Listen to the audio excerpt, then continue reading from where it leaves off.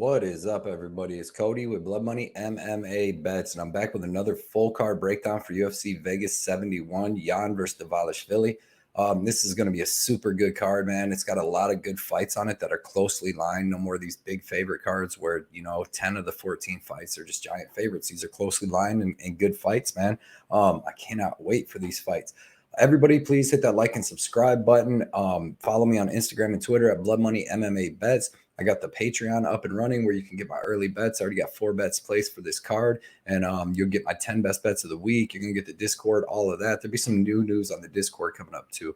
But yeah, man, we're going to do a quick recap of UFC 285, and then we'll get right into UFC Vegas 71. UFC 285, I went 2 and 3 on my bets for minus 3.6 units. My 2 winning bets, I had the Gary over 1.5 plus 2.5 units. Excellent bet. Scary in that first round when Gary got dropped, but other than that, it was super nice. Second winning bet, Cameron Simone over 2.5 rounds plus 2.5 units, and that was nice and easy. He drops man of the first round or second round, but other than that, it was all good. 3 losing bets, Julie and the Cuban cardio crisis, minus 2.5 units.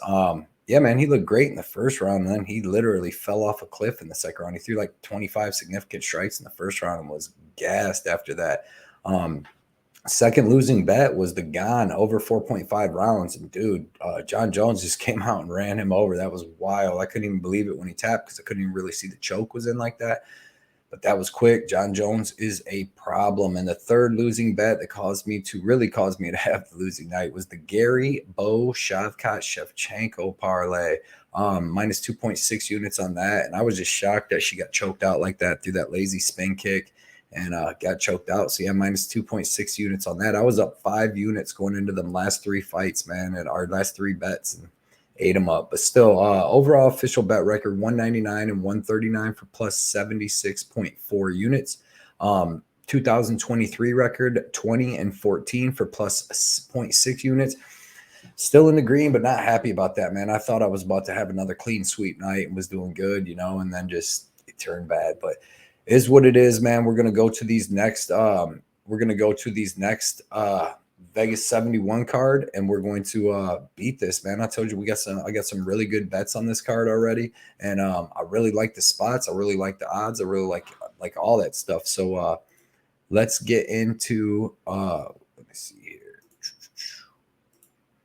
Let's get into UFC Vegas 71, and the first fight that we have is Sedriques SD Dumas versus Josh Fremd. SD Dumas is 7-0, currently sitting at minus 140. He's 6'2" with a 79-inch reach. Josh Fremd, who's coming in on short notice, is 9-4. He's 6'4" with a 76.5-inch reach. And SD Dumas, man, this kid's good, dude. You can see he is 7-0, but he had a lot of amateur fights where he was excellent as an amateur. Only had 1 loss. He's very big. He's very long. He's got very dangerous kickboxing. He's got really, really good, he's got good wrestling from what I've seen in his fights. And then he's got really good BJJ, man. He's really long and very opportunistic. That standing guillotine choke that he hit on Panez on the Contender Series was sick, and that dude's good, And then he hit he's got a couple of them in his career, the standing guillotines, man, and that's exactly what Fremd got choked out with in his last fight. But Dumas, man, he's got excellent kickboxing, long kickboxing, excellent head kicks. He's got a couple head kick knockouts. He's got excellent hands, good power in both hands, actually. He's a super well-rounded kid, man. Right hook knockout, head kick knockout, liver kick knockout, rear naked choke. He's finished all of his pro opponents but one. I really like this kid, man. Josh Fremd, like I said, he's coming in on short notice. He's a big, long dude. He's got pretty decent kickboxing himself. He's got pretty good offensive and defensive BJJ. It didn't look like it against Tresean Gore when he got choked out, but against Fluffy Hernandez, he was able to survive 3 rounds on short notice. He's got solid leg and head kicks, pretty good scrambles usually, except against Gore. Good long boxing. His striking's pretty good. I just think that SD Dumas is going to be better than him everywhere, and he's way more powerful, and he's just more vicious, man. We got more finishing ability. So give me SD Dumas, and I'm going to take him by a guillotine. When Fremd shoots in, he shoots in sloppy and leaves his neck out. So give me him by guillotine. Next fight is Raphael Assuncao versus Davey Grant. in the 135-pound division. Raphael Assuncao is 27-9, currently sitting at plus 135. He's 5'5" with a 66.5-inch reach. Davey Grant is 12-6.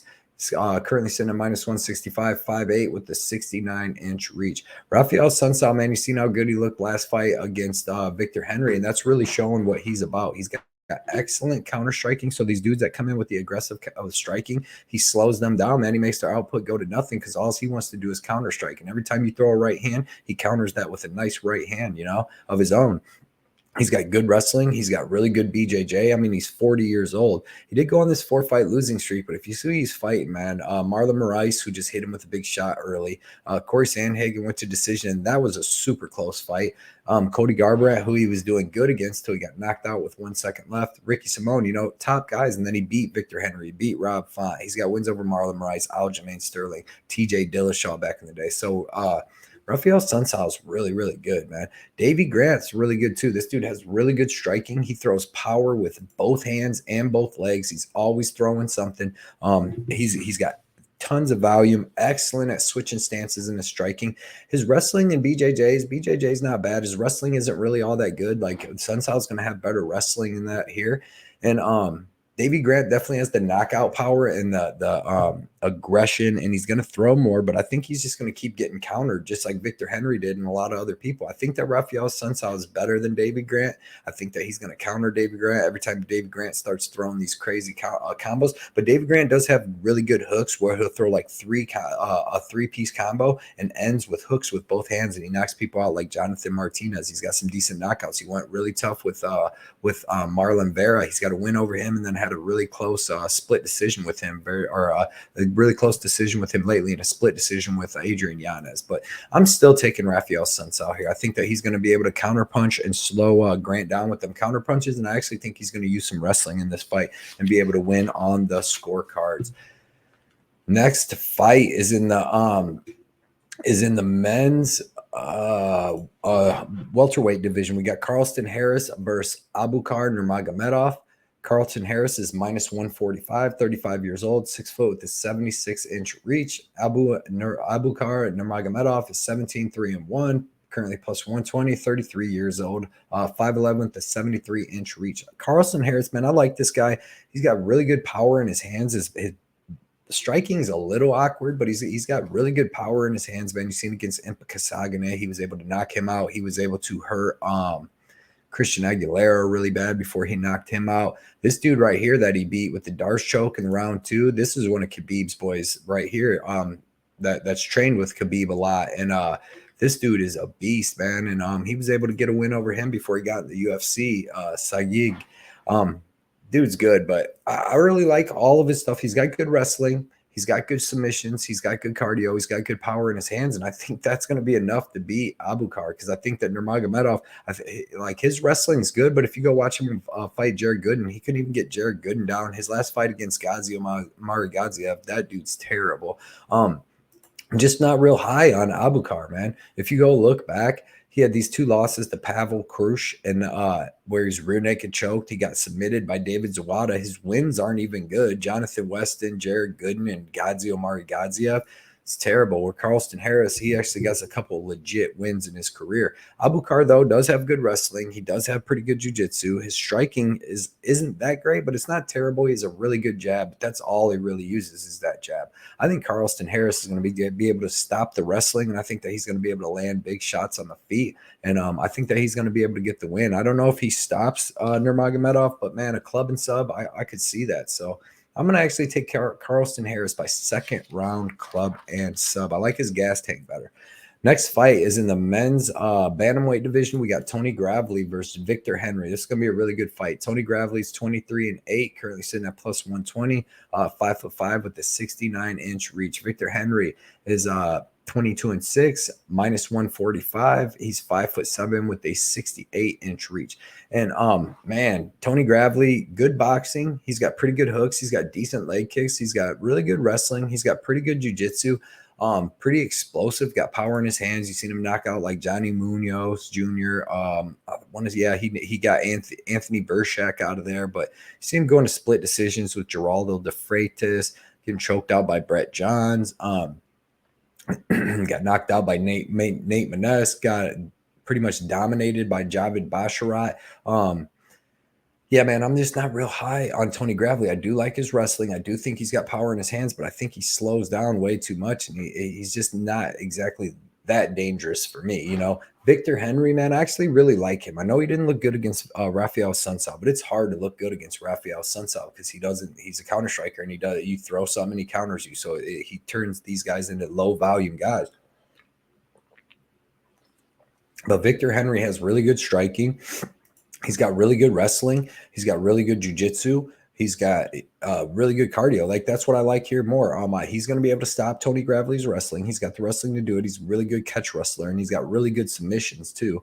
And so you could even catch Toney Gravely in a submission if Toney Gravely shoots in sloppily, especially when Toney starts getting tired. But you've seen him against Hany Barsolas, man. He's got really good takedown defense. He's got really good get-up game. He's got really good jiu-jitsu, and he's got really good pop in his hands, and he throws a lot of front kicks to the body, and he's just constantly touching people. And I think that he's going to be able to touch up Toney Gravely. I think that he's going to stop the takedowns, and then I think that he's going to be able to just get Toney with volume. You see Toney slow down against guys, especially when he starts wrestling, and he doesn't like to get hit to the body either. Basharat was killing Toney Gravely to the body, and Victor Henry works the body really, really well. So I'm taking Victor Henry, man. I don't know if he gets Gravely out of there because Gravely is super tough, but he could catch him in a submission. But give me Victor Henry, and I think that he gets it done. I think he can win all 3 rounds there. Gravely's really tough in that first round, but after that, I just see Victor Henry being able to take over with that gas tank pace and pressure. Next fight is in the men's flyweight division. We got Tyson Nam versus Bruno Silva. Tyson Nam is 21-12-1, currently sitting at plus 135. He's 5'7" with a 68-inch reach. Bruno Silva is 12-5-2. Currently sitting at minus 165. He is 5'4" with a 66-inch reach, and he's on short notice. Tyson Nam, man, there's not much to say about him. He's got really good counter striking. He's got crazy power in his right hand. He's finished all 3 of his wins in the UFC by counter right. Look at this: Zaruk Adeshev, counter right. Jerome Rivera, right cross the ground and pound. Hit the counter right on O'Day Osborne. But man, his counter right is phenomenal, but he's very low output, and he really just kind of banks on that counter right to hit, because that's how he got pieced up by Sergio Pettis, Kai Kara France, and then Matt Schnell. That fight was really, really close. But I mean, he's got excellent takedown defense. This fight ain't going to the ground, in my opinion. Excellent takedown defense, excellent get-up game, excellent boxing, pretty good kicks, but he's so low output. And if he doesn't land that big shot, then these guys like Schnell, Kyle France, and Sergio Pettis are able to piece him up, and just out volume him basically. And if they don't get knocked out, Bruno Silva, I like him too, man. He's got really good striking. He's really tough. He's got powerful leg kicks. Seen against Tagir Ulanbekov. He's got power in his hands, as you've seen his last 2 knockouts with the counter right. But then we're over Victor Rodriguez and JP Buys. Close fight with Tagir, close fight with David Dvorak. He's really good, man. He's got really good jiu-jitsu. He's got good wrestling. Cardio, he seems to slow down a little bit as the fight goes, but this is going to be such a low output fight by Nam. I don't see Bruno Silva gassing out, but this is a really good fight. I'm going to take a Bruno Silva. I'm going to say he doesn't get knocked out because he's very durable, and he throws way, way, way more volume than Tyson Nam. And then he can also hit the takedowns in the fight. He's going to be the one trying to do the wrestling. So not very confident, but give me Bruno Silva by decision over the very, very tough Tyson Nam, as long as he does not get caught. Next fights in the men's bantamweight division, we got Mario Bautista versus Guido Cannetti. Mario Bautista is 11-2, currently sitting at minus 900. He's 5'9" with a 69-inch reach.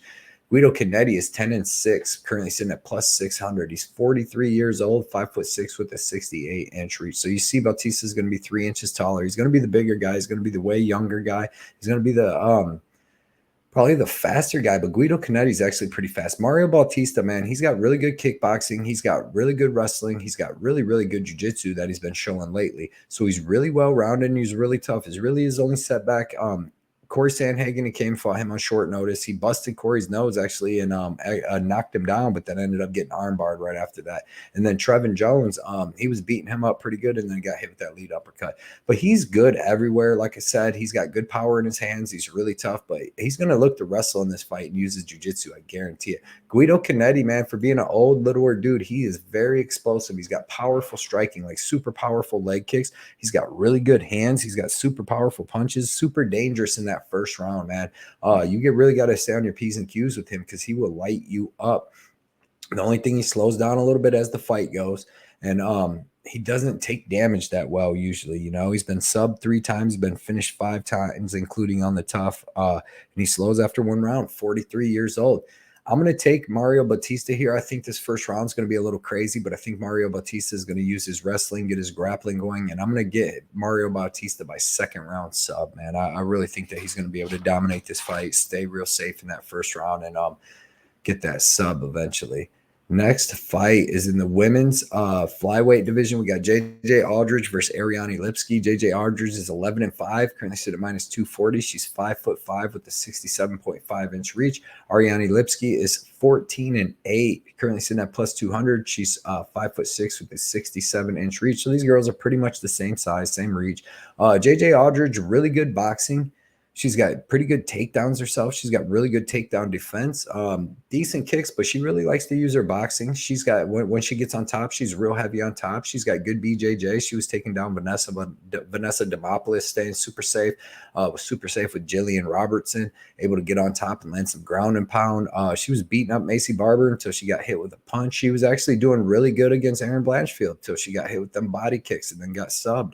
But that's one thing about her too, is she does slow down a little bit as the fight goes, but she's well-rounded. I don't think she's gonna have to worry about that here against Ariane Lipski. She's got good striking, pretty aggressive, nice technical striking, but man, she has no takedown defense. Her jiu-jitsu is like, it's not good at all. You see her get ground and pounded out all the time, but she has that freaking knee bar over Luana Carolina, but that was just, you know, lucky because she's actually like a Muay Thai striker, but I'm just not that impressed with her. She loses way more than she wins. You see her wins are over very low level girls in the UFC. She's 2, 4, 5. She's 3 and 5 in the UFC, and her wins are over girls that shouldn't be in the UFC anyways, but they are. I'm taking JJ Aldrich here. I think JJ Aldrich is better everywhere, and I think that she's going to use her grappling in this fight to beat Lipski up on the ground. That's why I'm not so sure that it goes over, because Lipski gets pounded out on the ground. But give me JJ Aldrich, and I'm pretty high on her to get that win. Next fight is in the men's heavyweight division. Sorry, we have Karl Williams versus Lukasz Brzeski. Lukasz Brzeski is 8-2-1. 30 years old, currently sitting at +145.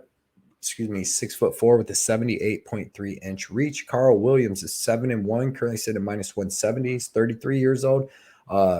He weighed 6'3" with a 79-inch reach. This should be a really good fight, actually, man. Lukasz Brzeski's, he's good. You've seen him against Martin Buday. He won that fight. I thought he won that fight clearly, even though I had a bet on Buday. Brzeski has really good boxing, man. He has a really good jab. He has really fast hands. He doesn't throw too many kicks. Seems to have pretty decent offensive and defensive grappling, but we haven't had to see it much. But I mean, he was able to stop Buday from clinching him up against the cage or landing any takedowns on him. He looked really good in that fight, man. I thought he clearly won that fight. He's got some decent wins on his career and on his record over in Poland and stuff, but he's good. He's well-rounded, and like I said, his jiu-jitsu and his wrestling doesn't seem too bad. And he's a pretty big guy. I mean, he's tall and long, but he's actually little for the heavyweight division. But so's Karl Williams. Karl Williams 233. He's 236. That's what they both last weighed in. Karl Williams, man, I was impressed with this guy on the Contender Series. If you go watch tape on him outside of there, it's hard. He fought really low-level guys that aren't very good. But on the Contender Series, he fought Jimmy Lawson, who's a Penn State wrestler and a heavyweight that's about 50 pounds bigger than him, it looked like. And he was able to out-wrestle him the whole time. His striking looked good. The only thing I don't like about Karl Williams is not very dangerous. You see he's 7-1, but he's only got 1, 2. That was a knee injury, but he's only got 3 finishes out of his 7 wins, and one was a knee injury. But He's not very dangerous, but man, he seems really good, really athletic, really tough. He's got excellent cardio. And I'm going to take him to get the decision here because I think he's going to have the better wrestling. The boxing should be close. And if Carl Williams can't get his wrestling going, then Brzeski may be able to win with the boxing, man. He, like I said, he looked really good. He has really fast hand. His jab is nice. But I do think Carl Williams will be able to get that wrestling going. So I'm gonna take Carl Williams. I'm gonna take him by decision. I'll actually be looking at the over in this fight. Next fight is the rematch between Nikita, or the rescheduled match between Nikita Krylov and Ryan Spann. Nikita Krylov is 29-9, currently sitting at -190, 6'3" with a 77.5-inch reach. Ryan Spann's 21-7, currently sitting at +165. He's 6'5" with the 81.5-inch reach. And man, I'm mad because I had the under bet on this at -130, and I had a really big bet on it. Now that got canceled, and I'm sure when they release it, it's going to be -190 like it was when it was ending.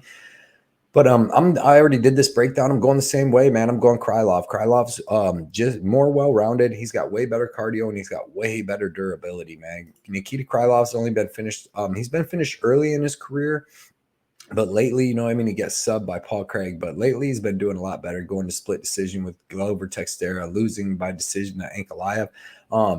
But man, dude, he's just tough. He's durable. He's gritty. He's got really good striking. He's got really good power in his striking. And then, like I said, he's going to have the wrestling and grappling advantage and the cardio advantage, in my opinion. Ryan Spann's super dangerous in that first round, man. He throws hammers. He's a big dude. He throws hammers. He's got decent wrestling, but every time he tries to wrestle, he does these sloppy, takedowns against the cage where he puts his head down and then he gets elbowed to sleep like Johnny Walker and Carl Robertson did to him on the Contender Series.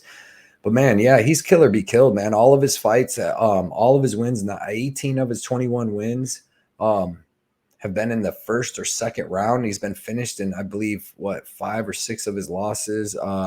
He's got 2 losses by submission, 3 losses by TKO. So he's got 5 losses by finish. Both these guys can be finished, and both these guys finish people. So I'm taking Nikita Krylov. Like I said before, I'm going to take him, even though he had to pull out last couple weeks ago for being sick. I'm going to take him, and I'm going to take him by first or early second round TKO. And that should be a good fight while it lasts, man, especially in that small cage. It's going to be crazy.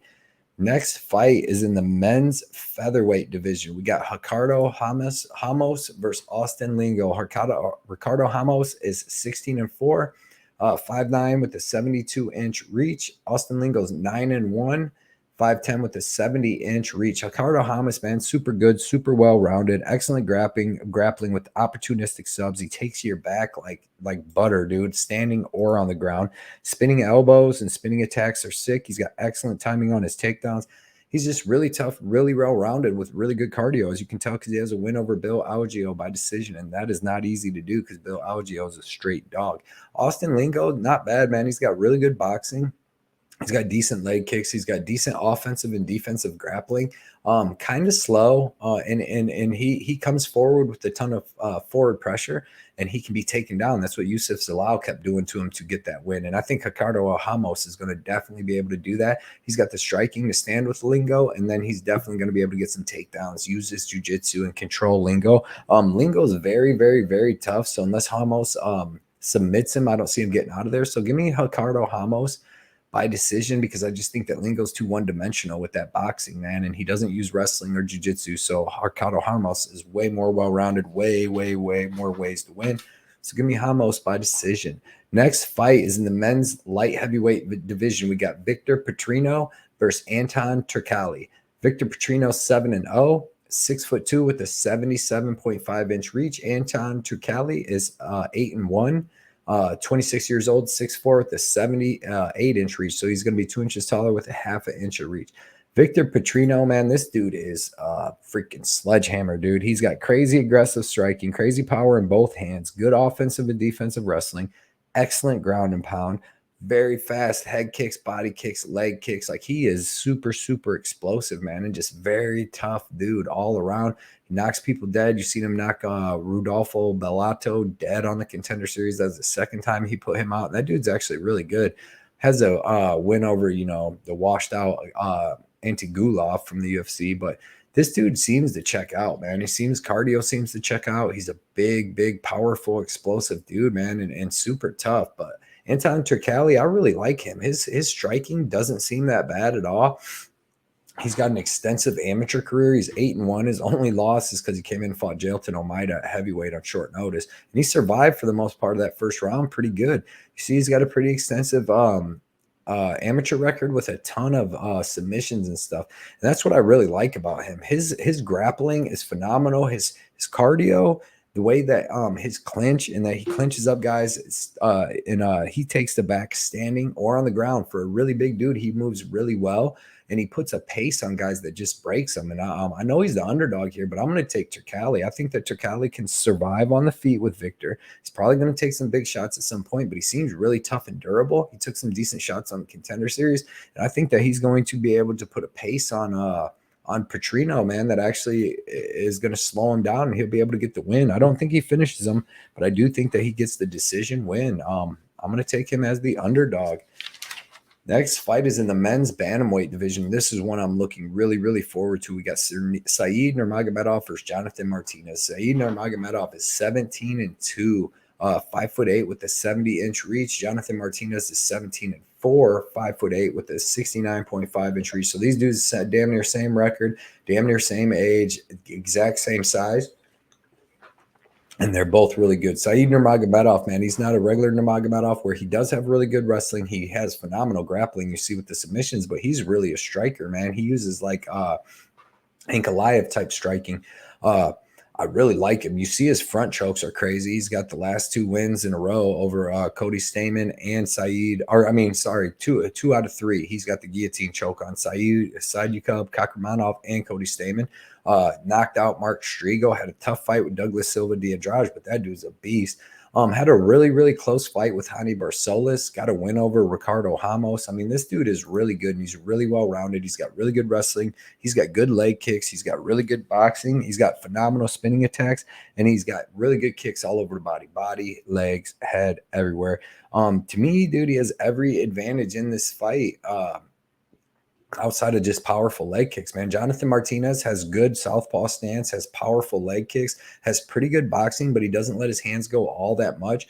Showed really good grappling against Cub Swanson. He was taken down, showed some really good sweeps and reversals.